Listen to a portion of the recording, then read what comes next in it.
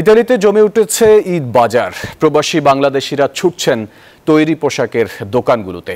ইতালির অর্থনীতি ঘুরে দাঁড়ানোর কারণে এবার বেচাকেনা গেল বছরের তুলনায় অনেকটাই বেশি বলে জানান ব্যবসায়ীরা। ইতালি থেকে এমডি রিয়াজ হোসেনের রিপোর্টে বিস্তারিত। ইতালির রোমেও লেগেছে ঈদের আমেজ। রোজা রেখে প্রবাসী বাংলাদেশিরা ছুটছেন ঈদের কেনাকাটায়। নতুন পোশাক নিতে ডুমারছেন দোকানে দোকানে। কেউ কিনছেন পাঞ্জাবি, কেউ আবার শার্ট প্যান্ট। নতুন পাঞ্জাবি ছাড়া ছেলেদের ঈদ মেলান। দেশের এমন রেওয়াজ বিদেশেও বয়ে বেড়াচ্ছেন ইতালি প্রবাসী বাংলাদেশিরা।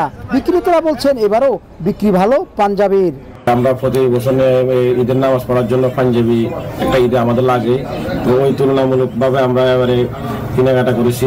নারীরা ছুটছেন পছন্দের সালোয়ার কামিজের দোকানে।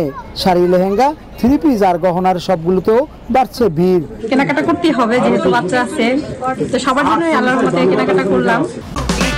এই ঈদে দেশ জুড়ে কেনাকাটার ফুর্তি হবে শুধু বিকাশে, সাথে ডিসকাউন্ট কুপন, ইনস্ট্যান্ট ক্যাশব্যাক। ঈদের কেনাকাটা করে ক্রেতাদের পাশাপাশি রোমের ব্যবসায়ীরাও দারুণ খুশি। গত বছর তুলনায় যদিও এই বছর দামটা বেশি, আমরা চেয়েছি যে দামটা কিছু কম রেখে সীমিত লাভে যেন আমাদের ক্রেতাদেরকে আমরা সুন্দর করে সাজাতে পারি। অনেক সুন্দর সুন্দর কালেকশন আসছে। ইতালিতে 9 এপ্রিল হতে পারে পবিত্র ঈদ উল ফিতর, তাই পোশাকের বাইরেও ঈদ উপলক্ষে প্রয়োজনীয় খাদ্য সামগ্রী কিনবেন তারা। ঈদকে সামনে রেখে ইতিমধ্যে অনেকেই কেনাকাটা সেরে ফেলেছেন। তবে যেসব বাংলাদেশি এখানে পরিবার পরিজন নিয়ে থাকেন, তাদের পরিবারের সকলের জন্য কেনাকাটা করলেও অধিকাংশ বাংলাদেশি এখন পর্যন্ত নতুন জামা কাপড় কিনেনি। কারণ অনেকের পরিবার পরিজন বাংলাদেশি থাকে বিদায় ঈদ তাদের রয়েছে, তবে ঈদের আনন্দটুকু তাদের মাঝে থাকে না। অনেকেই নতুন পাঞ্জাবি পরে নিজ কর্মস্থলে ছুটে যান। ঈদ আছে, তবে সেসব প্রবাসীদের মধ্যে আনন্দ নেই।